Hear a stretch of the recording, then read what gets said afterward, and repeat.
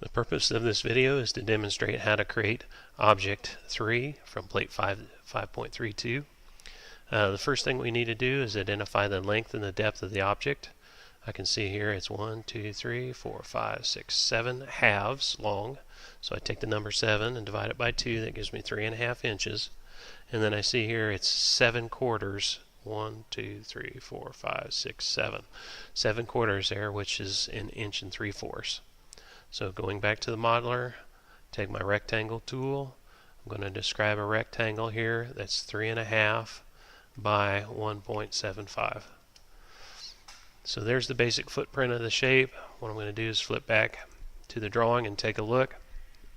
I need to know how tall this base pad is here, so I have to do some simple math to kind of figure that out. I see the overall height of the object is 3/2 tall, which is 1.5 inches, and then I see right here from this upper part down to the base pad it's 3/4 inch also.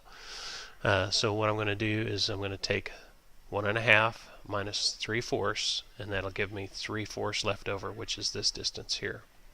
So getting back to the modeler, I'm going to take my push-pull tool and I'm going to go up 0.75. Okay. Flipping back to my drawing, I'm taking a look at the upper part of the Object 3, and I can see that the total height of this upper portion is 3/4, and the total width is 3/4 as well.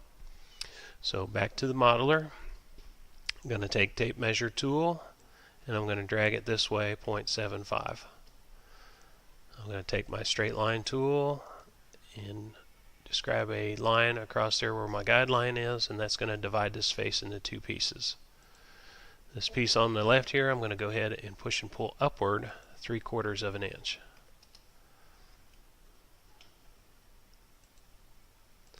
I'm going to erase my guideline. I'm going to check my drawing again. I've got a little step here that I need to describe. I see it's 3/4 inch deep and 1/2 inch tall.